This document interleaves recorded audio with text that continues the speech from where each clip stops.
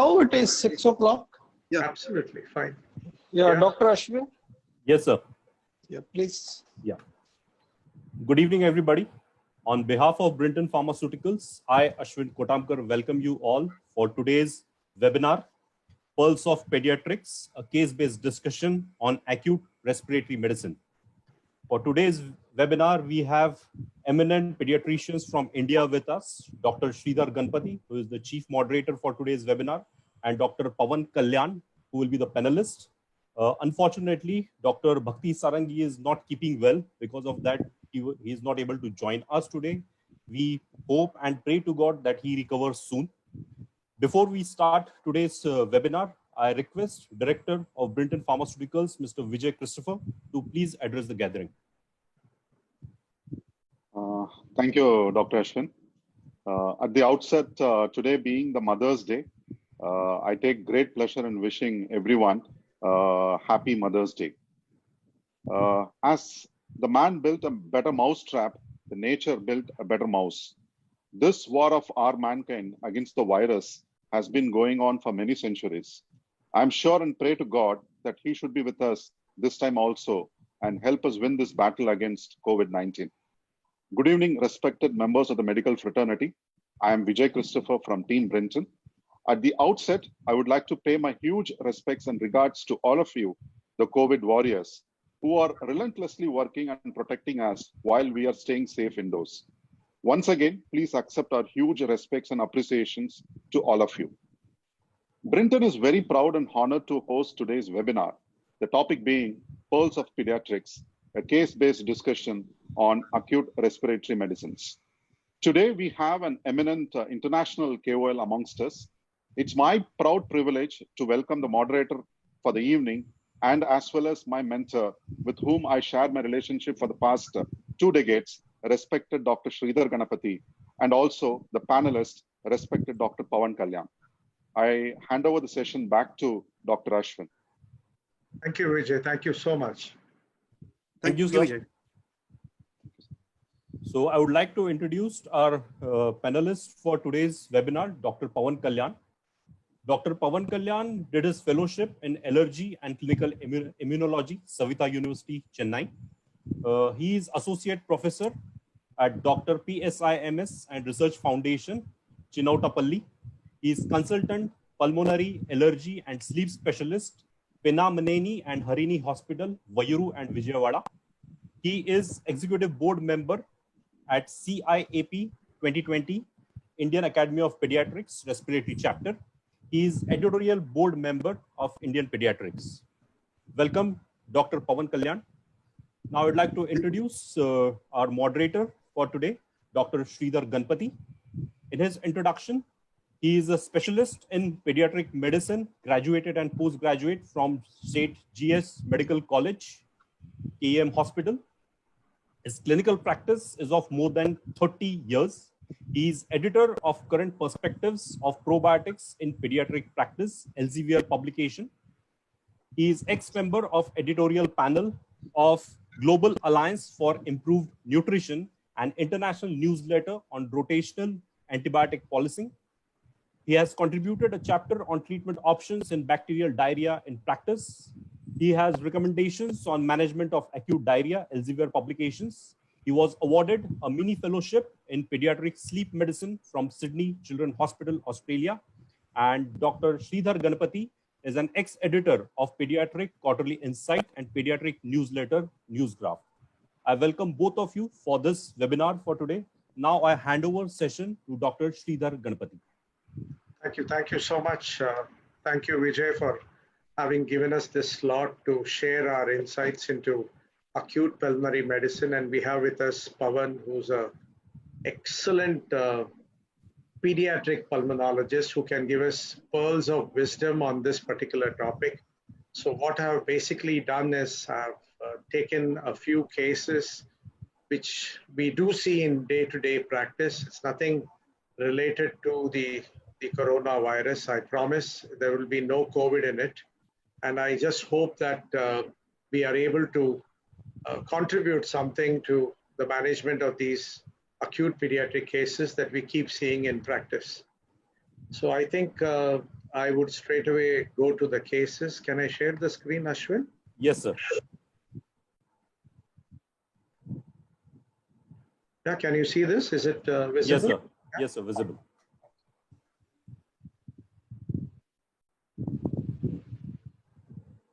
Okay, so it's going to be a case-based discussion in which the first case is going to be post-measles rapidly progressive pneumonia, wherein we are going to be talking about what a tertiary care respiratory unit should have and what can be done even in a primary care unit.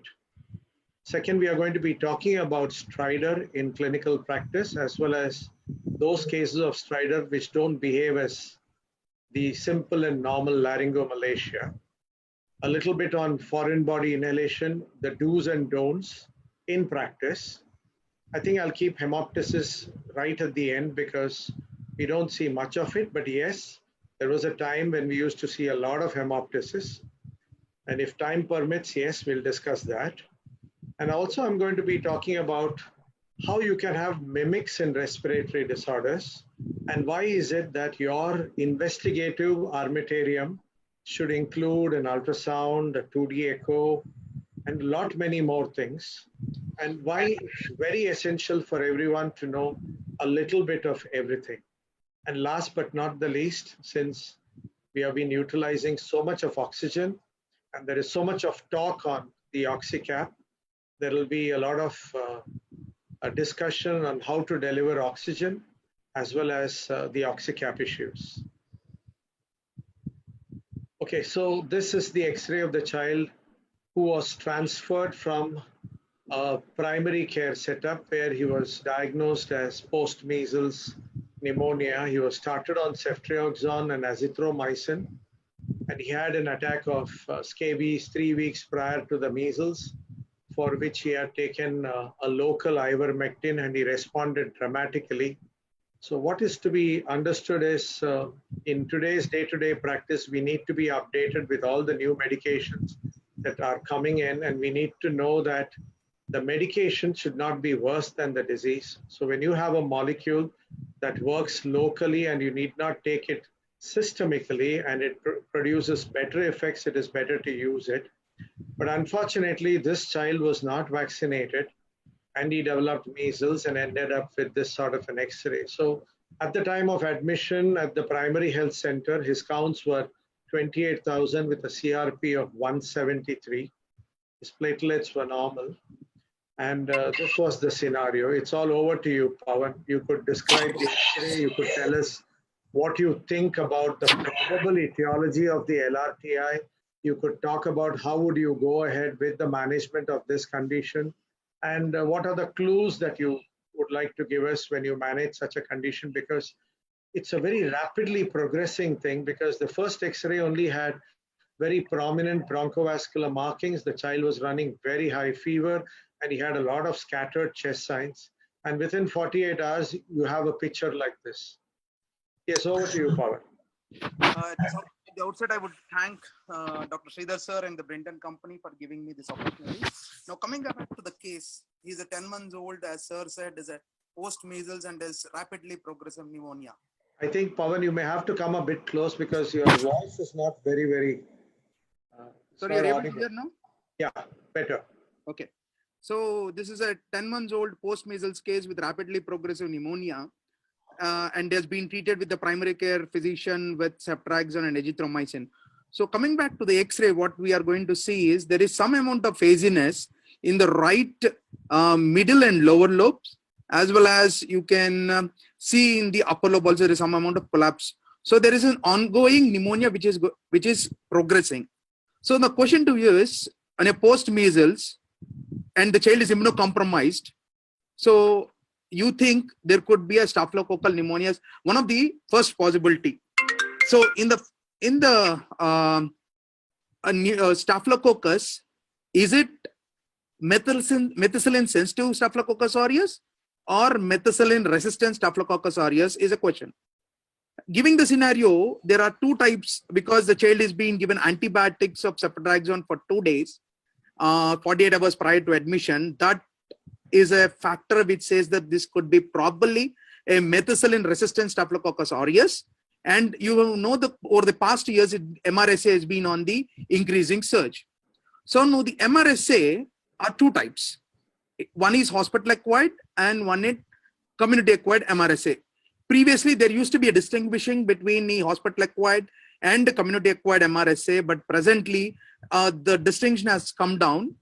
And with this type of scenario, you think that this could be of what you call MRSA and with the PVL positive, because it is developing so fast. That is pantothenol valine leukocidin factor, which has been present, which is mostly seen in previously as community-acquired MRSA. So how do you know it is, whether it's an community-acquired or hospital-acquired is? Nowadays, there are some tests which can tell you. The best initial test would be cefoxitin disc diffusion method, which says that whether it is MRSA or not. If it is less than 22 mm, it is not an MRSA. If it is more than 22 mm, it is an MRSA. I think it's vice versa, sorry. And the MRSA is presently on MEK-A gene. So you can do a genetic study or RT-PCRs to know. And this also says, cefoxitin also says whether it is MEK-A2 or MEK-AC. This is, if you want to know very faster, there is a chromogen agar slides where you can see this color change within 24 hours and you can identify. Now the question to you is whether you need to go ahead and do any further imaging. There is some amount of, if you see, there is a white, what you call opacity at the pleural border, which says that there is some amount of pleural effusion. To confirm this, the best modality would be ultrasound to know whether it is a effusion or not. So you can do an ultrasound if possible. When there is a minimal effusion, to get a better yield, you can tap the fluid and send it for the AFB staining, gram staining, and culture and sensitivity. As the child is on ceftriaxone and azithromycin, and the counts are 28,000 with CRP of 140. Let me tell you the story on admission. Now, this was at the time of admission in the primary center. Okay. 48 hours later, when he gets admitted in the intensive care, his counts have come down to 10,000. So there is a drop in the count, and the platelets are around about 1.4. Okay. And the CRP is still in the 200 range. So the CRP is increasing. You shouldn't be looking happy that the counts have come down. The infection could be either leukocytosis or leukopenia, and your platelet count is also on the lower side. So I think that this is still an aggressive pneumonia, which has to be hit hard. And we don't know how are the how is the cardiac status and renal status, because without knowing that and stating that it could be MRSA, now I have a choice between vancomycin, which is a bactericidal, versus linezolid, which is a bacteriostatic drug. So if I know the outcomes, and the tertiary center do have an antibiogram, which have been over the past, they might have looking into. So based on your antibiogram and the other parameters, I would choose an antibiotic. So if his renal parameters are okay, platelet count is bit low, but still if I have to hit hard with a bactericidal, then I would start with vancomycin. But if there's a multi-organ dysfunction and the platelet count are still dropping, the first choice would be linezolid. Okay, Pawan, since you spoke so much about an MRSA and an MSSA, and you felt that it started off as measles and then you developed a pneumonia, and he was treated for scabies and secondary infection about 3 weeks back. So he has been exposed to beta-lactams before also. So you do know that the predisposition to an MRSA is much more. Correct. And you were talking about a toxin-induced lung damage. Correct. So when you talk about a toxin-induced lung damage, don't you think it is more prudent to use an antibiotic that suppresses toxin? So you initially want to suppress toxin Correct. more than being bactericidal, but if I could get both, it's great. So I have very few in the market. I have a linezolid, I have got a clindamycin, and I've got a rifampicin, which in fact, clinda and linezolid are two which really suppress toxin production. Correct. And if my renal parameters are on the higher side, or if I have a number of nephrotoxic drugs in my list of medications, which is a long list when a baby gets admitted to the ICU, my choice would shift to linezolid. You Correct. agree to that? I agree with you, sir. Yes. because of the toxin production. So like you said, you need to hit hard and hit early. You need to stop toxin production. And definitely there is a toxin production because there is a very rapid progression. That's number one. And number two is the counts dropping basically is because of the PVL, probably because there is a leukocidin toxin which destroys the neutrophils, and there is an influx, there is destruction. So being happy about a dropping count is not right. And the CRP going up again would point out towards a collection. Now, I just wanted to ask you about this pleural tap. Okay, so when you do a pleural tap, do you think it is good enough to do an immediate smear so that you get to know, yes, staph is sitting there or no? Yes, sir, definitely. Yeah, okay, so that's number one. Number two, I needed to know how useful is an ultrasound in an ICU setup, especially when you have a consolidation. Suppose this could be a pleural thickening, or suppose you had a massive pleural effusion, or if it was when you are in doubt whether it is an effusion, a collapse, a consolidation, would an ultrasound help? Because it takes a lot of time for us to mobilize a patient for X-ray, and even if a portable unit is pulled into the ICU, you know all the problems and the artifacts that follow with the portable machine. We do know CT is a great modality, but mobilizing a patient for a CT is a big headache. Correct, sir. What about the role of an ultrasound? How useful do you think it is? Sir, it is definitely useful when it is a portable in your ICU in a tertiary care center. It will definitely differentiate between collapse consolidation versus effusion. But if it's a massive effusion, your clinical acumen is much more, you have a absent breath sounds and you have a what you call dull tap. You can do a blind pleural tapping. But in the case of minimal effusion and you are in doubt what is the organism, the best choice would be ultrasound guided pleural tap to isolate the organism. Okay, because I was a bit apprehensive because I was going through one of the case presentation in the net wherein they had that massive aneurysm, which almost created a whiteout lung on that side. And they thought it was a hemorrhagic tap and almost killed the person. So I thought that where you have an ultrasound, won't it be prudent to always do an ultrasound guided pleural tap whenever you have an opportunity? Because today we are in an era of safe medicine rather than over enthusiastic medicine.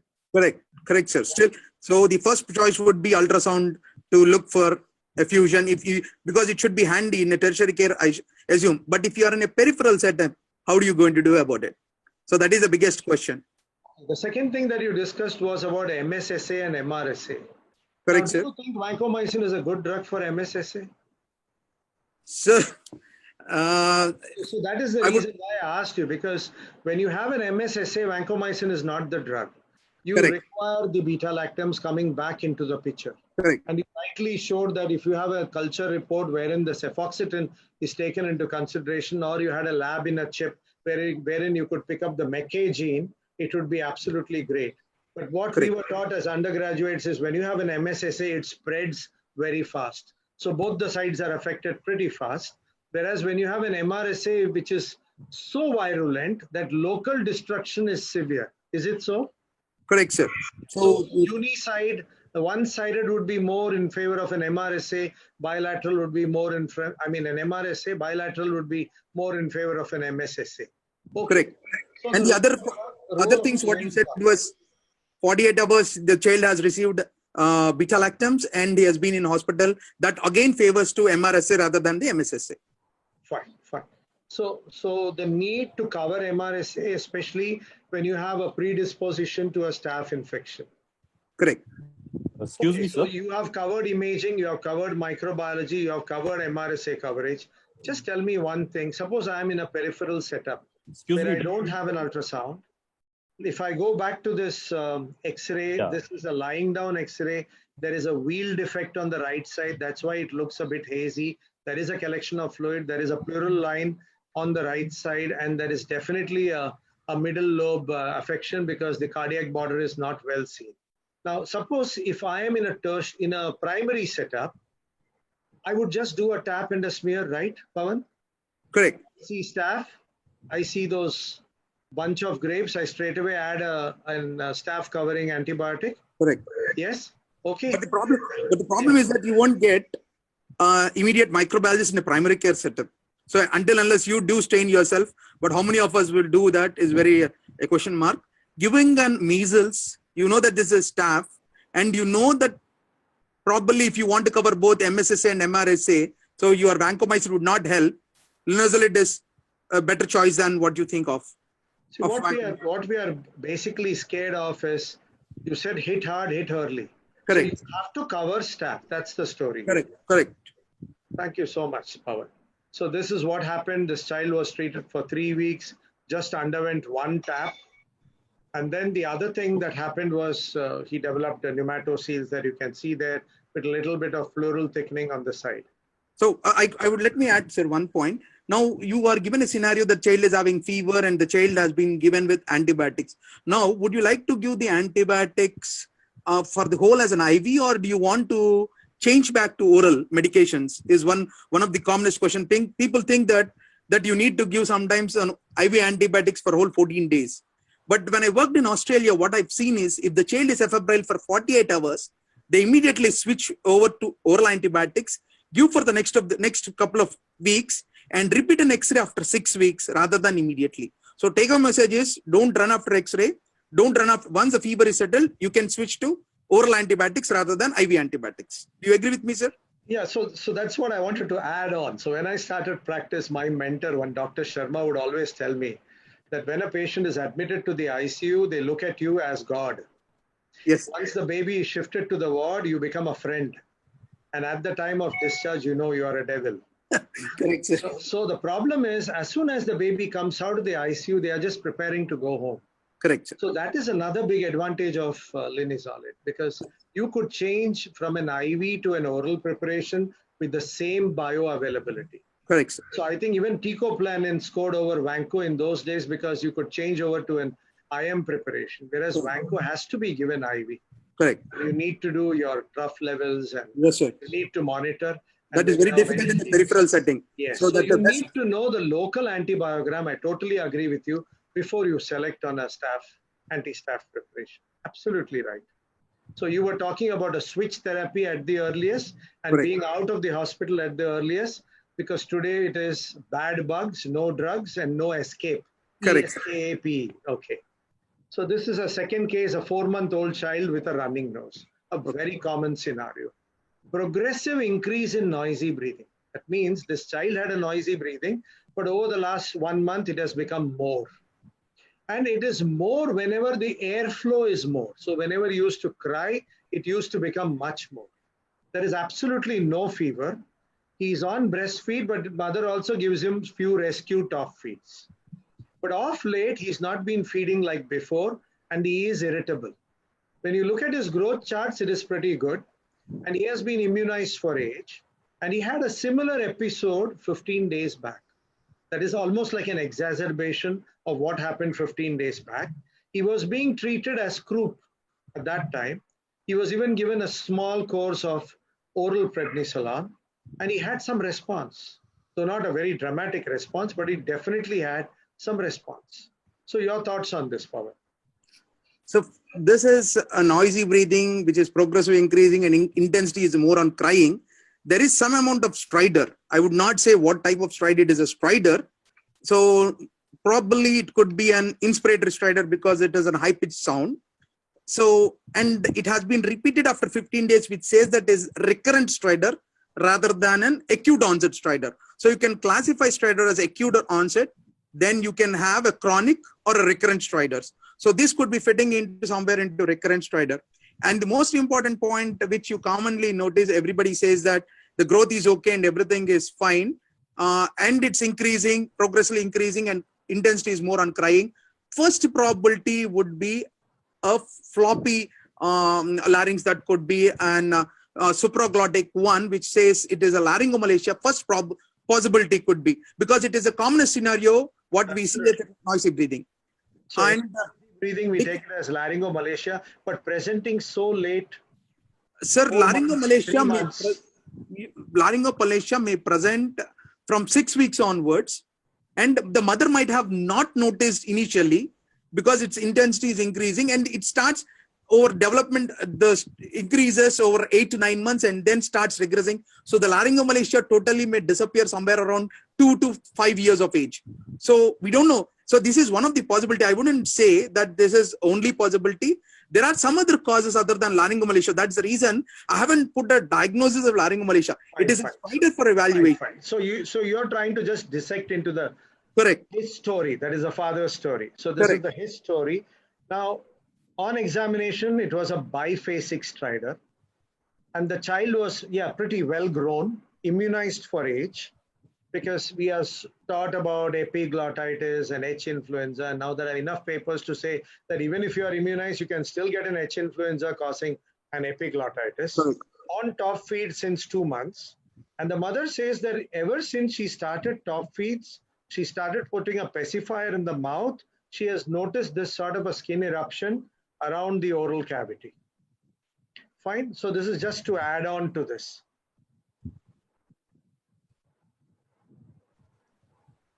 Uh, 6 kilos, blocked nose, febrile, irritable on examination with a respiratory rate of around about 50, definitely a biphasic stridor, maintaining a PO2 of about 94 in room air. And when you auscultate, nothing very significant except for conducted sounds and little bit of beading. Why I have put that beading there is we pediatricians get very excited with beading and we straight away push in calcium. So I just wanted you to tell us a little bit about stridors and hypocalcemic stridors. Okay, sir. What usually happens is we see this a lot in the communities that wear a burqa, and sometimes you have a dramatic response, which again recurs after some time.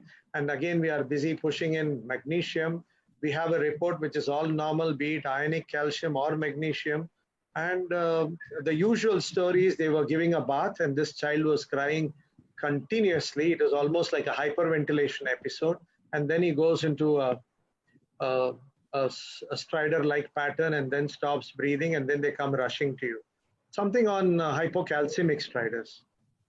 Okay. So, come with, is it overdiagnosis? Is it a right diagnosis? Even if you are ionic calcium, but you feel yes, clinically it did look like that. A well-grown baby, an overgrown baby, top feeds, beading, the community wearing a burqa, no exposure, mommy is hypocalcemic, child is hypocalcemic. What is it, Pawan? sorry. So no, Again, you're not audible, Pawan. you're able to hear some right now? Yeah, now it's okay. So when you say it's a biphasic stridor, it entirely changes, the scenario is entirely changing. That means there are only 3 to 4 causes of biphasic stridor. One is your external compression. 2, there can be some somewhere of your hemangioma, intraluminal lesions. And 3rd would be mural lesions, that is subglottic stenosis, or this is a biphasic stridor, means it's a fixed one. You hear both in inspiratory phase and expiratory phase. So that means the 3 possibilities which I said: compression, then your intramural lesions, and your mural, like a subglottic stenosis. So the history wise there, because there is no intubation, ventilation. Nothing. So, Nothing at all. So I first rule out a subglottic stenosis as the first part. Now the second part is you had showed me some rash over the chin, which looks like an hemangioma to me. But it was not there at birth. It was not there at birth. So generally hemangiomas don't see at birth, sir. It appears over the time, that is at 2 months, and it starts increasing over age to 1 year and starts involuting after at the end of 1 year, that is from second year onwards, it starts involuting. So this is the cat's thing, that you may not have it at birth because they start becoming prominent after the first month, and they are pretty well seen by 3 months. They grow in the first few months, and that is the time you hit them with the medications. Correct. Okay. So your suspicion is more on that. I wanted you to tell me something about hypocalcemic stridors. What would you be doing? So hypocalcemic stridor is not that common, and it is very rare. There are only few case reports, including in the adults also. They have noticed some hypocalcemic stridors, but by this time, some amount of other manifestations like jitteriness or convulsions would also be associated, which we are not seeing in this case. So hypocalcemic seizures is very unlikely. Just looking at mild bleeding, you shouldn't run straight away to rickets or anything. And now that you have investigations with you in your hand, calcium and everything is normal, and still your suspicion is which goes against your hypocalcemic stridor. So is it a biphasic thing? Or No. it's just No. Hypocalcemic stridor is a laryngospasm. It is only inspiratory stridor rather than a biphasic stridor. absolutely. So if you could tell us a bit more on the stridor. So the stridor use inspiratory, biphasic, and expiratory.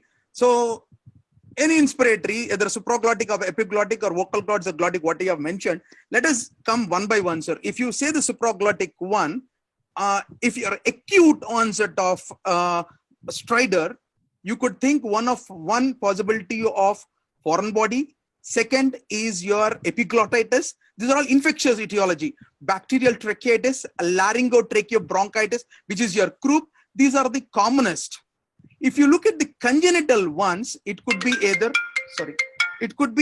your laryngomalacia, laryngeal webs, laryngeal cysts, laryngeal clefts. These are the, so as we progress, if you think of laryngeal webs, because when we may talk about laryngomalacia a bit later, laryngeal web can present since birth.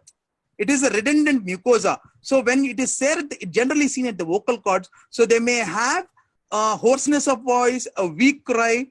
So these are the things which says that it could be a possibility of laryngeal web.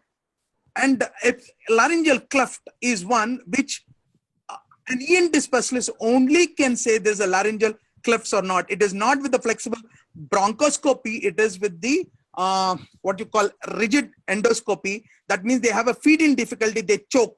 So whenever you find the stridor with feeding difficulties, either could be your vascular anomalies, which have been double aortic arch, where you can have feeding difficulties as well as respiratory. And second would be your, what I am saying is laryngeal cleft, and sometimes your tracheoesophageal fistula with micro aspirations. Now, biphasic, which we have already started, we have already finished, hemangiomas and subglottic stenosis. Expiratory are one thing which everybody has to know. So expiratory is what is, you are hearing in the expiratory phase, which means that you get a wheezing. So how do you differentiate an expiratory stridor from an asthma? It's an asthma is a polyphonic wheezing, whereas an expiratory stridor is a monophonic wheezing. So when you hear a monophonic wheezing, generally, please do note that it could be something like tracheomalacia. So if you once hear a monophonic wheeze, you will never forget how it looks like, because I have seen a couple of cases who has a monophonic wheeze and comes with repeated respiratory tract infection. Because this vascular rings, a tracheomalacia, because of small infections, your mucus gets plugged and they present with repeated respiratory tract infections and a wheezing, and you start treating with your nebulizers, which does not relieve your wheezing episodes. So whenever you find that there is a wheezing which is not responding, that means don't increase your dose, think other possibilities like your expiratory stridor. This is something that stimulated me, because if you have a wheezing child with a laryngomalacia, and you give salbutamol, in fact, there is an aggravation of the distress, because the large airways are more of cholinergic receptors than sympathetic receptors. So this is one place where you would like to use a combination of an ipratropium with a salbutamol, especially the laryngomalacia. Okay, even a foreign body can give rise to a monophonic wheeze? Correct. Foreign body can also give in as a monophonic wheeze when it becomes in the lower part. Okay, fine. So let's get back to the slideshow and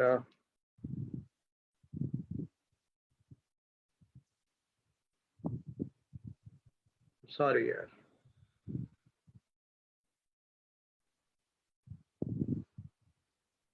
Fine. So Pawan, again, it's your slide, the normal on the left side, and there is something jutting out from the lateral side, posterolateral side on the right. Yes. Correct. So you can see you think requires a scopy? Yes. All see, you restrict it only to the larynx, or you go way beyond, because you may have other conditions also lying in the midline? Correct. So in case of subglottic hemangiomas, especially, you should be very careful.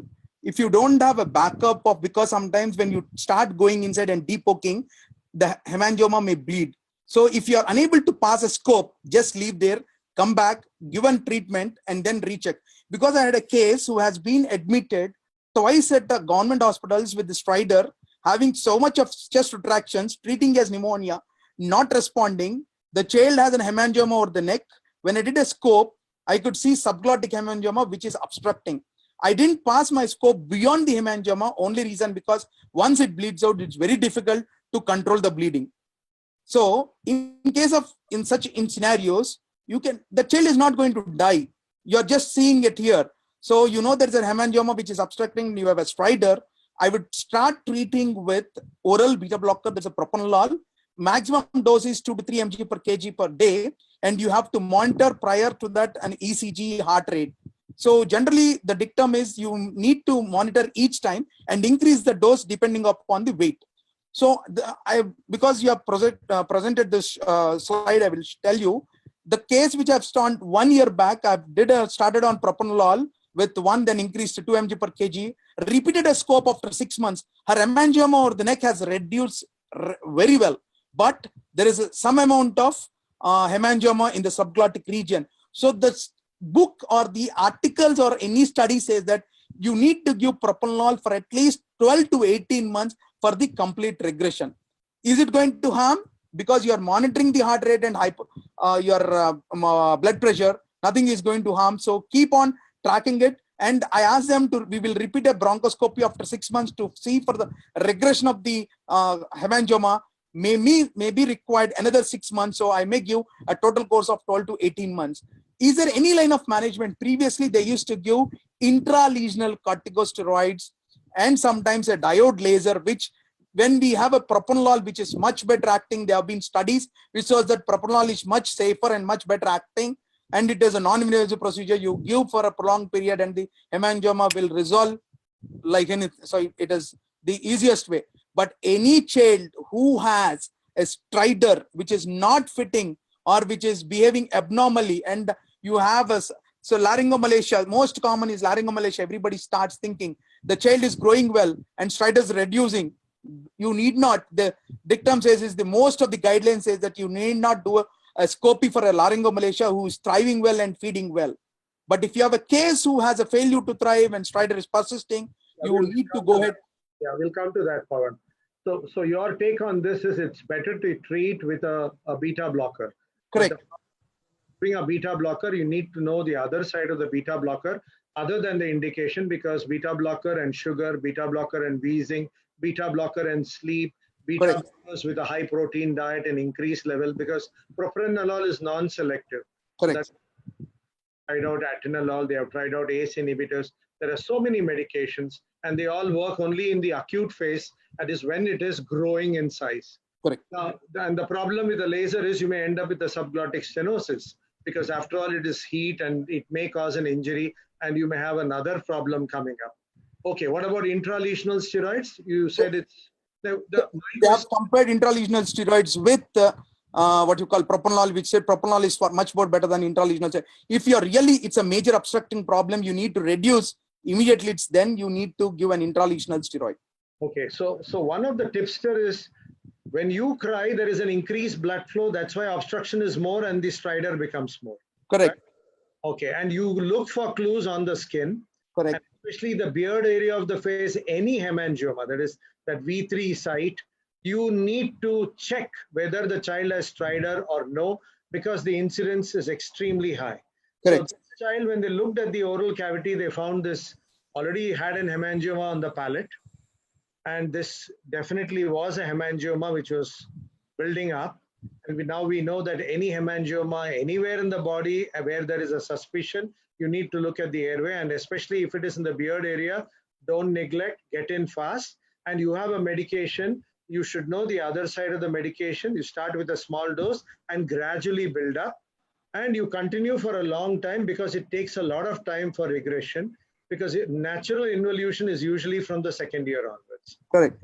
That's the right way to go about it. That's yes, you have to start during the aggressive phase itself. Okay, so we were discussing about laryngomalacia. So this picture is very much like a laryngomalacia, the first two lines. But when you come to the third line, there is a feeding difficulty. Correct. So it's an associated problem. There is a pectus, that means it is a chronic problem. Correct. And there is a failing growth chart, which again says that no, this child is not doing well. So there is a respiratory compromise, feeding is affected, growth is affected. Though it looks like laryngomalacia started off in the first week, I'm not happy. So like you said, every case of laryngomalacia, is it right to do a scopy to give a written diagnosis, or you say clinical diagnosis, laryngomalacia? If you get any of these things, we will go ahead and do it. Correct. So for a scopy, do you require anesthesia? Sir, it is, you need to see basically what are you looking at? You have to look at the airway dynamicity. So you need not sedate so deeply that you're not able to see the airway dynamicity. He should be on the state level 1, where he has to have his normal breathing.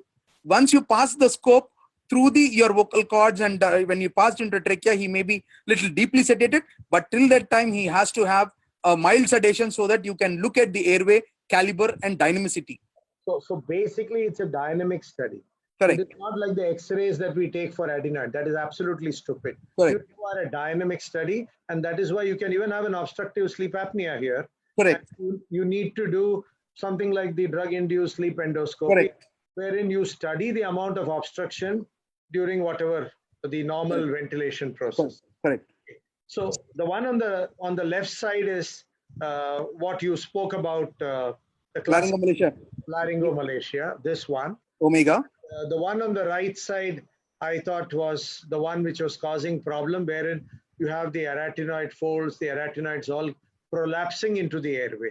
So this requires a surgical management. Correct. So the different classifications have been found out for laryngomalacia, sir.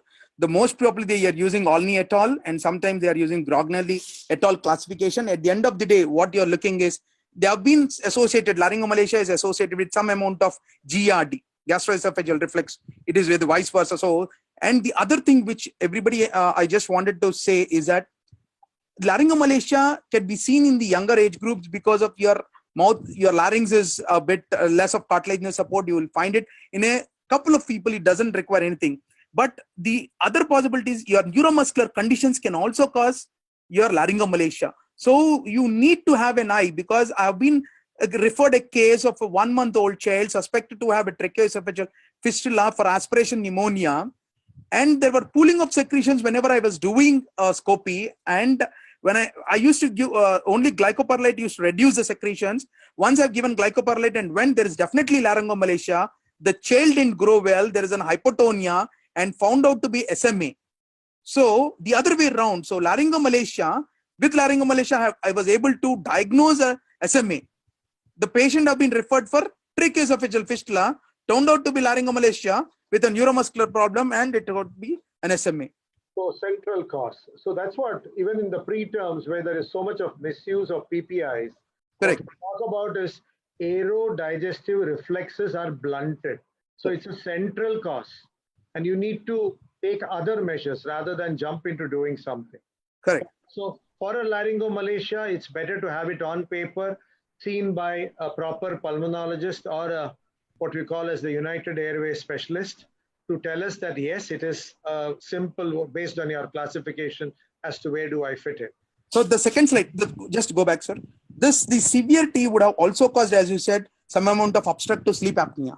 So these, you don't think that it's a plain laryngomalacia. This would definitely have a obstructive sleep apnea. So the CO2 would be rising. How do you know? Is your pulse oximetry would be talking at the last. And from sometimes if you don't have anything, the patient is not willing for a supraglottoplasty. In the meantime, you can give a CPAP, continuous airway pressure, which will reduce his obstructive sleep apnea symptoms. A topic by itself.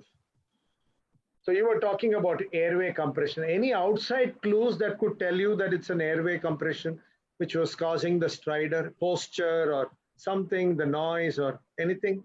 Definitely, sir. See, when you know this is the thing, then external compression.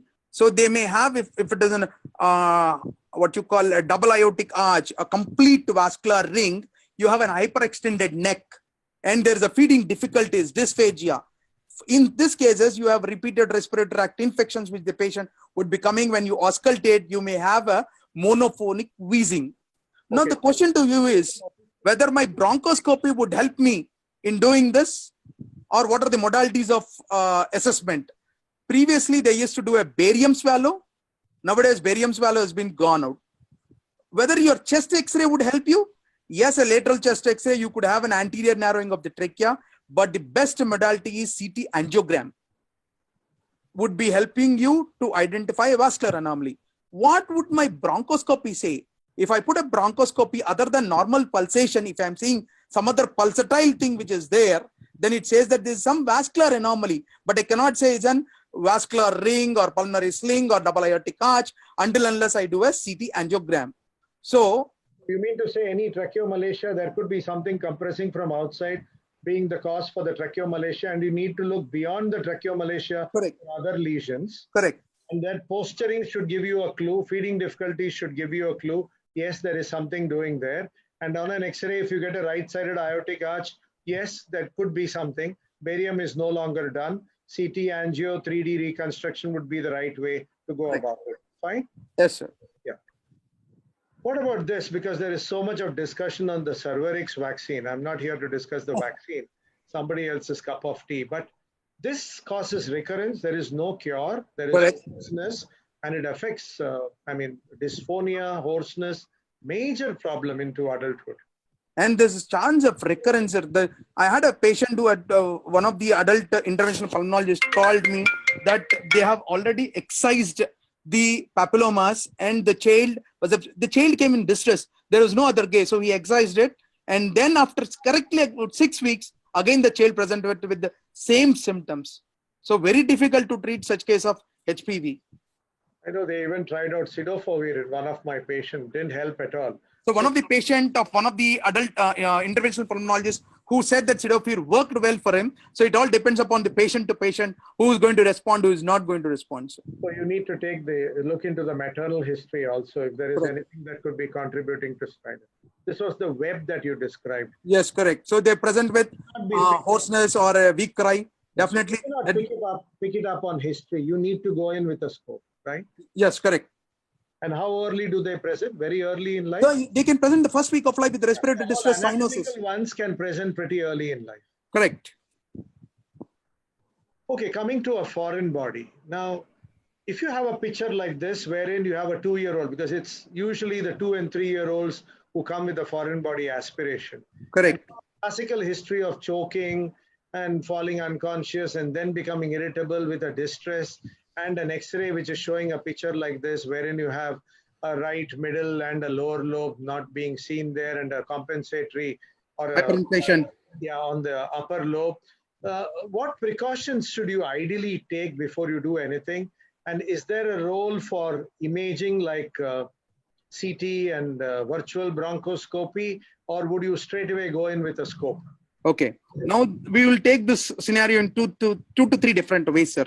If the child is unstable and presenting with such a respiratory distress, don't think of anything. Directly scope him. The most difficult part which I had faced, or one of my colleagues have discussed recently, is the child presented from midnight with a tambourine ingestion. The mother and the father, they have noticed that the child had a choking episode, presented, and it was just below the vocal cords, cricoid, where you have a subglottic region, is the difficult part. And the anesthetist, Narrowest part of the airway. The correct. And the difficult thing is that you cannot do anything. So the anesthetist feel very, his hands are folded tight. He cannot know. So what the pulmonologist did was he took a rigid scopy. He pushed the seat downward so that there is an airways patent. These are the only indications where you push the seat. Otherwise, if in such a plain case you have, the best way, if you want a ventilation, there are two schools of thought. People have been using flexible bronchoscopy as well as rigid bronchoscopy. That means you should have a setup where you have both flexible as well as rigid. Sometimes it in the deeper parts of the what you call segments, you may use a rigid scopy as a conduit and pass a flexible scopy. So for a bronchoscopist who has been trained with both flexible and rigid is the best way. Or you have an ENT specialist, because I worked in Australia, they keep an ENT specialist right by. So the cup of tea, most people, the ENT people remove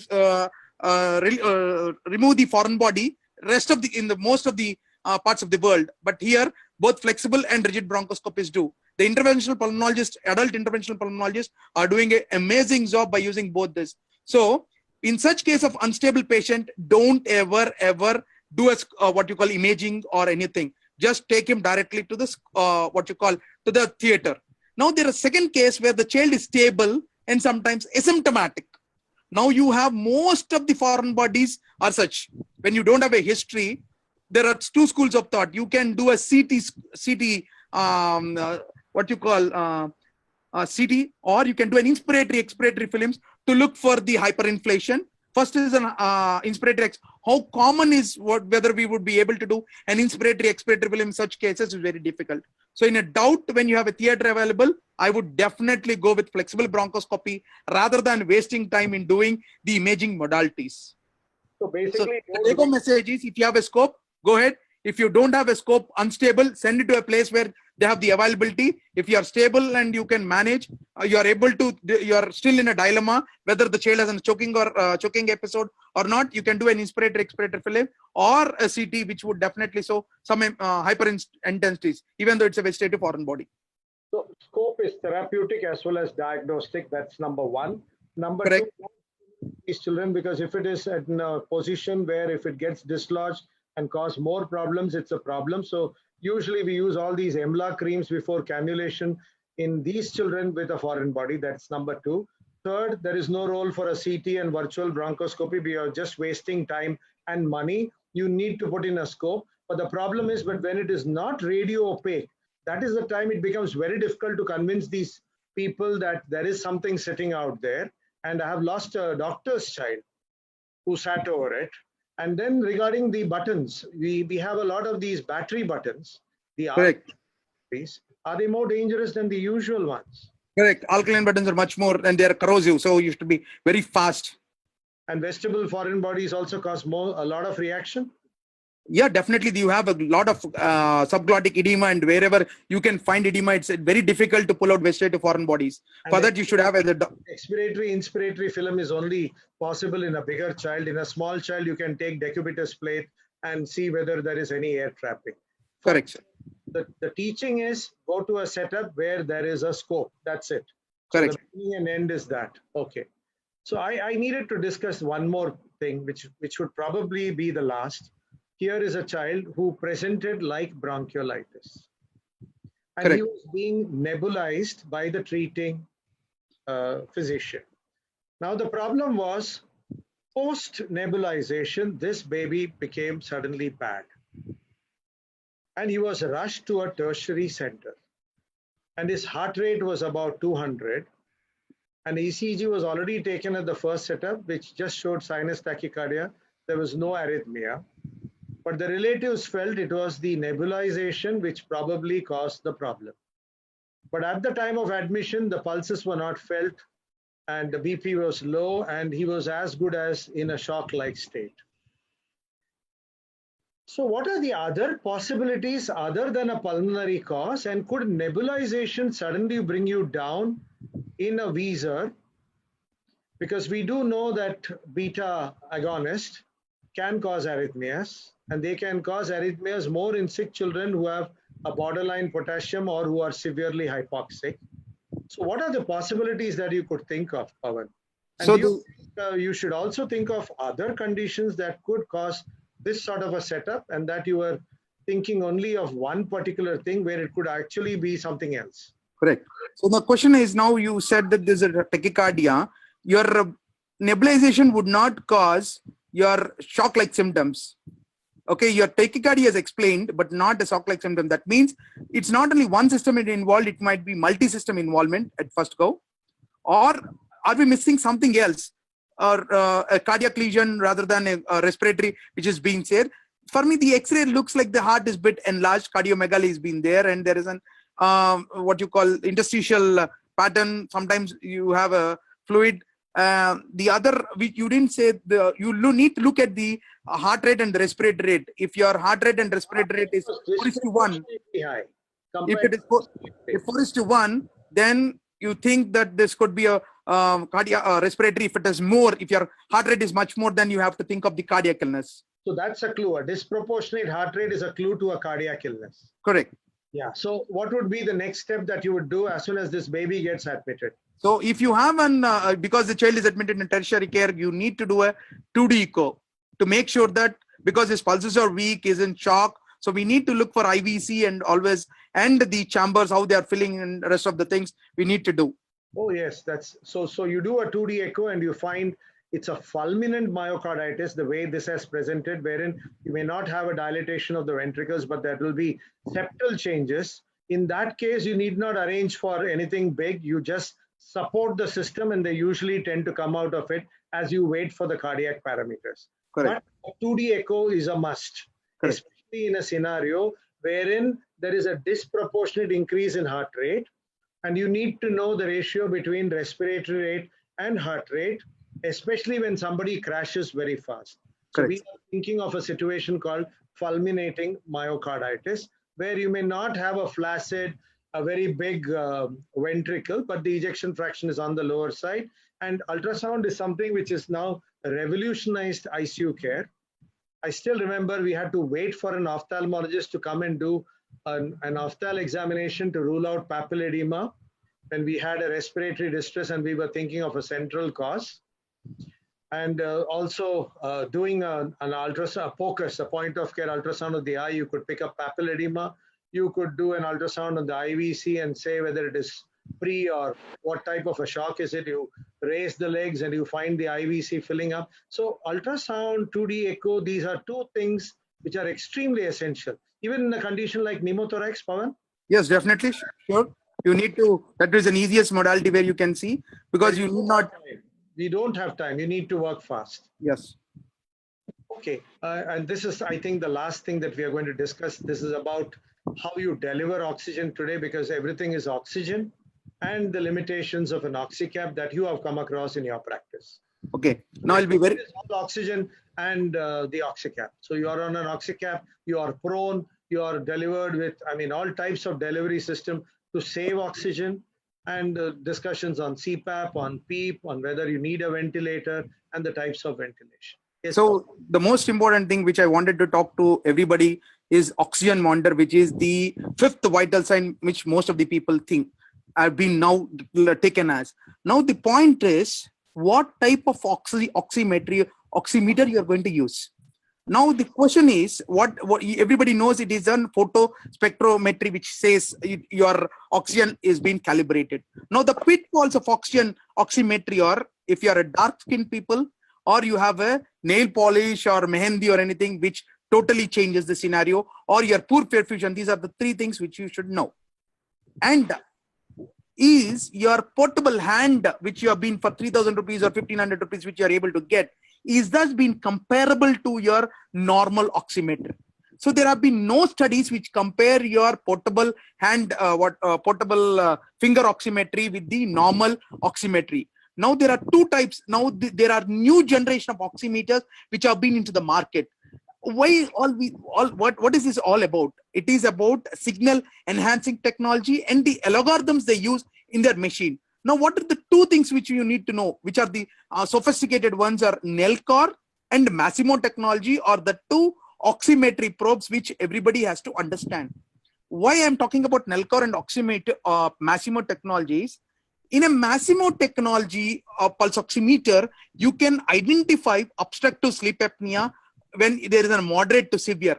There has been studies which showed, they compared Nellcor versus Masimo and said that when your average duration time of 2 seconds, generally what we have even in our ICUs or in your ward is about 20-second duration time, where you cannot be able to identify the dips of desaturation. When your average duration time is between 3 to 4 seconds or 2 seconds, your desaturations can be noted down. So in case of sleep, when you're suspecting of sleep apnea, your Masimo is much better than your Nellcor technology. Now you come to an ICU setting, there has been a screening for obstructive sleep apnea. Correct, screening for obstructive sleep apnea. Now there has been study which has been, there has been study which has been published by AIMS people in the year 2014, comparing the Masimo technology versus Mindray versus SO2.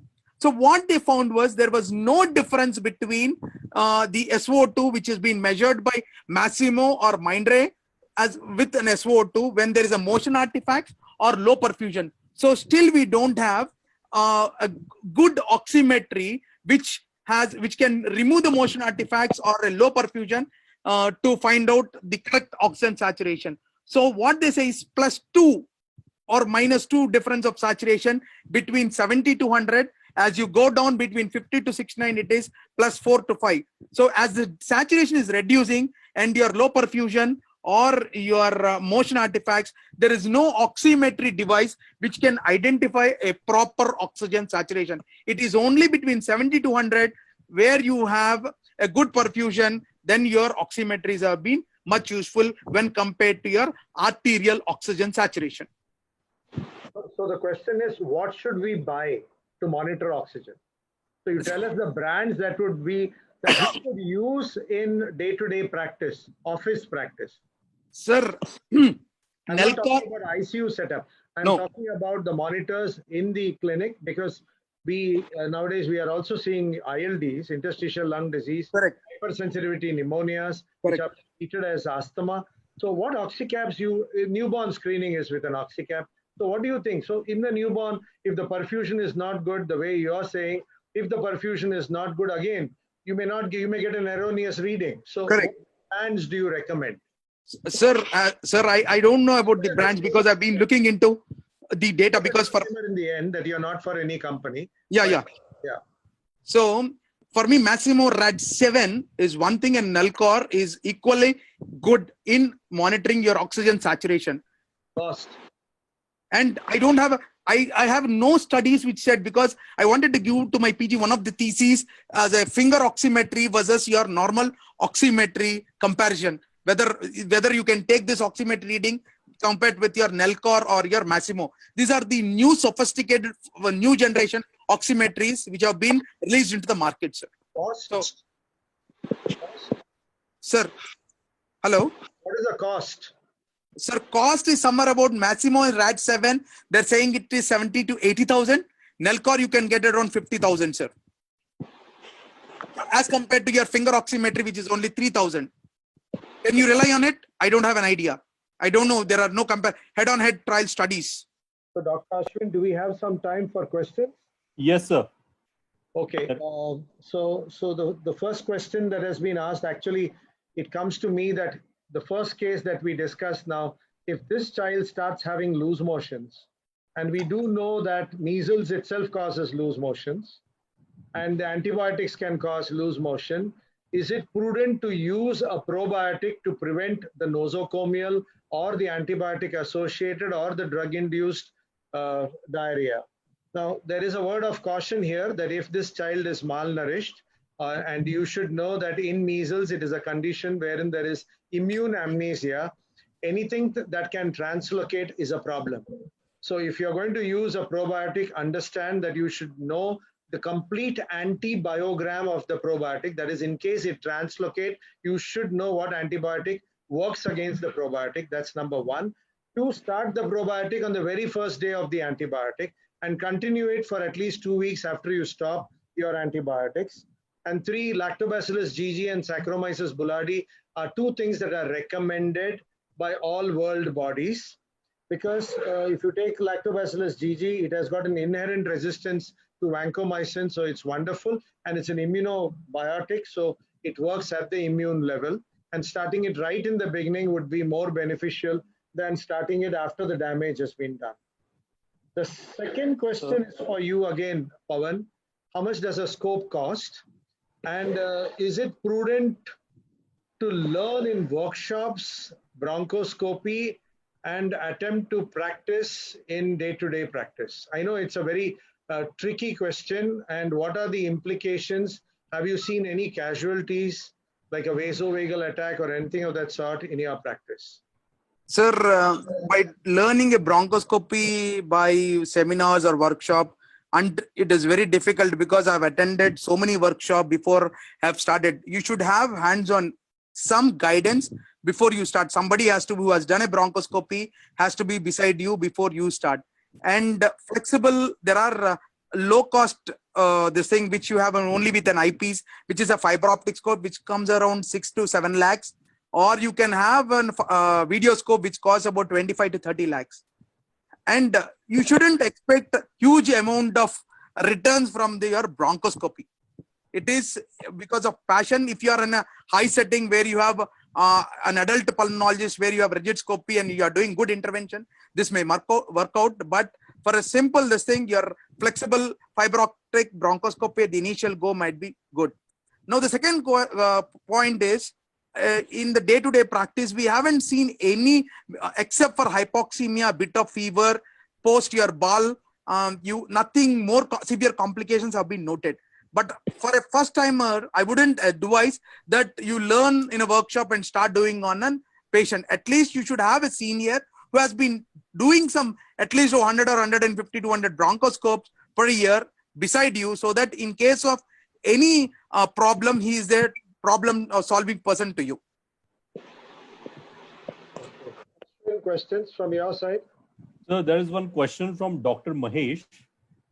He's asking for consolidation with Empyema, which is community acquired. They have been empirically using ceftriaxone with flucloxacillin. If it is not being improved by 72 hours, then changing it to vancomycin, continuing with ceftriaxone. So Dr. Mahesh is asking, are these two drugs justified, vancomycin and ceftriaxone? Pawan, should I take it? Yes, please, sir. Yeah. So let me tell you, the first thing is, if you have a consolidation with a syn mnemonic effusion, you can fiddle with your antibiotics. But if there is a collection of pus, the treatment is you need to go in and remove the pus either by a drainage or you do any sort of VAT procedure. No use changing antibiotics. You need to know what you're treating. So the first and foremost is you need to understand whether you're dealing with an MSSA, whether you're dealing with an MRSA, whether you're dealing with a Streptococcus pneumonia, an H influenza, what is it that you're dealing with, and then you select your antibiotic. Ceftriaxone sodium does not cover MRSA. Again, if you're going to use a flucloxacin, it covers MSSA, it's a beta-lactam, which again will have a good coverage of MSSA, but has no role as far as MRSA is concerned. But using a vancomycin in empyema just has got no meaning unless and until you drain the empyema. That is most important. Okay, sir. So there is one question from Dr. Mangesh Khandwe. Doctor is asking, is it feasible to monitor blood pressure, heart rate when propranolol therapy given for long time? What is the harm in intralesional steroid? Okay, I think I'll take this question because I'm into skin in a very big way. Because see, what is happening now is everybody wants safe medicine. So that is the reason why we have shifted to timolol preparations, which was used for glaucoma. Now we apply timolol gel to hemangiomas. But again, the absorption is there. So all these kids who are put on beta blockers, we usually start with a very low dose, 0.5. We need to monitor other than the heart rate, other than being a non-wheezer. We need to also look at hypoglycemia. We need to look at sleep disturbances. We need to look at, it should not be mixed with a high protein diet because the absorption is much more. So a beta blocker has much more adverse effect profile than anything else. Now, the effect of a beta blocker is excellent when you have a rapidly growing, especially in the first year, an hemangioma. And this was an accident. You need to understand a child with cardiomyopathy was being treated, and this child had an hemangioma which suddenly regressed. And then they realized, yes, beta blockers work. Same thing with linezolid. It was a MAO inhibitor. And when they suddenly found that an excellent MRSA activity, it got into the MRSA armamentarium. So that is the way it is. So if you're going to use a beta blocker, know all the side effects. They need to be monitored, and they need to be monitored vigorously. Not just the pulse rate. You need to look at sugar. You need to look at activity. You need to look at sleep. And please don't give the beta blocker with a high protein diet because the absorption is much more. And there is much more to beta blocker than the effects. So what we are usually taught in pharmacology is first look at the adverse drug effects. Then look at the effects. Know your drug before you pen your drug, and know your diagnosis. So if I have a very small hemangioma, which is in an area which is not going to cause any effect in my physiology, like if it is not over the eyelid, if it is not on the airway, I could very well wait also because it may regress in the long run. But if I have it sitting in my airway over my eyelid because it's going to cause amblyopia or it may even cause astigmatism because of pressure, yes, I need to treat it first. Okay. Thank you, sir. There's one question from Dr. Ramakant Patil. He's asking cloxacillin to be preferred over beta-lactams in MSSA, even over and above cefoxitin. Cefoxitin is an anti-anaerobic drug. It has got nothing to do with staph, but we use it as a surrogate marker in our bacteriological reports. Okay, so talking about cloxacillin, a wonder drug for MSSA once upon a time. Now we don't get cloxacillin, we only get it in combination. So we used to get Ampiclox, we used to get cloxacillin with amoxicillin. The biggest problem with cloxacillin is one, availability, two, compliance, and third is the adverse drug effect profile, that is loose motion. So the antibiotic associated loose motion. So the problem is in pediatrics, we have three things: efficacy, safety, compliance. So if you take compliance, it is almost zero. Availability is zero. Efficacy is excellent. But for efficacy, you require compliance. And safety, like I told you, almost 1 in 4 get loose motion. That is why the dicloxacillin also came into the market.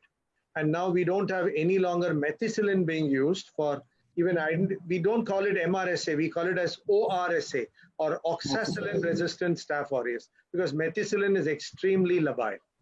So that's the way it is. Now, the first generation cephalosporins, if you take cephalexin, cefadroxil, very little adverse effect profile, very easy to give, bioavailability is excellent, narrow spectrum, and great effect. So that is why there is a little bit of shift towards these first generation drugs, especially cephalexin, which is 3 to 4 times a day, and cefadroxil, which is just twice a day. So the moment you are under control, you can still go to school taking a morning and night dose. Okay, thank you, sir. There's another question from Dr. Mahesh. He's asking, bronchiolitis is usually nebulized with salbutamol in most of the centers. What is your recommendation? Yes, Pawan, this is all pulmonology, the most controversial thing, where hypertonic saline, ambroxol, everything possible from epinephrine has been used. Your cup of tea.